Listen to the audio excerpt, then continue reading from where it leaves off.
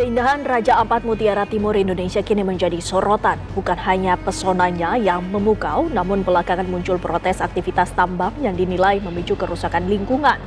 Aktivitas pertambangan nikel di Pulau Gak, Kabupaten Raja Ampat masih dihentikan sementara hingga menunggu keputusan pemerintah. Greenpeace Indonesia mengkritik dampak buruk eksploitasi nikel di kawasan Raja Ampat, Papua. Greenpeace menyebut industri tambang nikel di Papua mengancam keindahan alam dan lingkungan di Raja Ampat.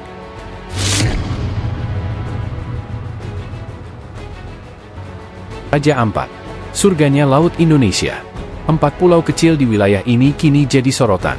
Bukan karena keindahannya, tapi karena aktivitas tambang nikel yang diduga mengancam ekosistem dan keberlanjutan masyarakat lokal. 4 perusahaan pemegang izin tambang nikel kini tengah diperiksa oleh Kementerian Lingkungan Hidup dan Kehutanan. Siapa mereka? Dan apa yang sebenarnya terjadi di balik nama-nama besar ini? Pertama, PT GAG Nikel.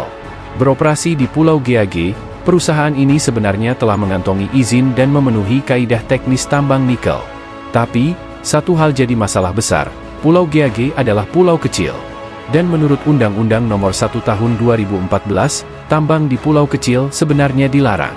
Pemerintah kini akan meninjau ulang persetujuan lingkungannya.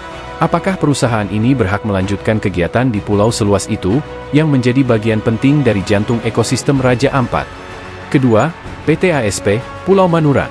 Kondisinya lebih serius. Kolam limbah atau settling pond perusahaan ini dilaporkan jebol.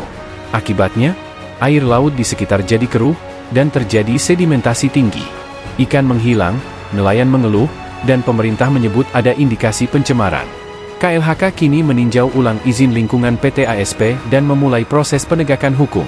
Investigasi berjalan, sementara aktivitas terus disorot publik. Ketiga, PT KSM, Pulau KWI. PT KSM terbukti beroperasi melebihi batas yang ditetapkan dalam Persetujuan Penggunaan Kawasan Hutan, PPKH. Total 5 hektar melebihi izin. Untuk pulau sekecil KWI, itu bukan angka kecil. KLHK menindak dengan pemeriksaan administratif, dan kini dokumen-dokumen izin tengah ditinjau ulang. Potensi pelanggaran berat tengah dikaji. Keempat, PT MRP, Pulau Manyaifun. Kasusnya cukup unik. PT MRP hanya memiliki izin usaha pertambangan, IUP, tapi sudah mulai eksplorasi, tanpa dokumen persetujuan lingkungan. Akibatnya, pemerintah langsung menghentikan aktivitas mereka. Meski dampaknya belum terlalu besar karena masih tahap awal, pelanggaran administratif seperti ini bisa berdampak serius jika tidak dihentikan sejak dini. 4 perusahaan, 4 pulau, dan 1 pertanyaan besar, mengapa tambang bisa masuk ke wilayah konservasi sekelas Raja Ampat? Kementerian Lingkungan Hidup kini bekerja sama dengan ESDM, Kementerian Kelautan dan Perikanan, serta Kementerian Kehutanan. Peninjauan lapangan akan dilakukan dalam waktu dekat. Tapi publik menuntut lebih transparansi, penegakan hukum, dan perlindungan pulau-pulau kecil dari eksploitasi berlebihan. Sehingga tim kami melakukan tinjauan lapangan. Terkait dengan kondisi ini, kami kemudian mencoba melakukan kajian lingkungan hidup strategis di tahun 2021, termasuk terkait dengan tata ruang Provinsi Papua Barat, Dayak Barat nomor 3 tahun 2022, serta persetujuan lingkungan yang telah diberikan pada 4 lokasi. Kenapa 4 lokasi?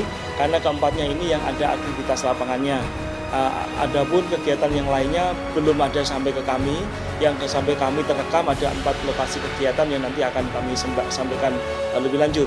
Sehingga pengawasan, begitu ini kasus muncul, laporan masyarakat yang cukup intensif, maka kami telah menugaskan tim ke lapangan untuk berada di lapangan pada tanggal 26 sampai 31 Mei 2025.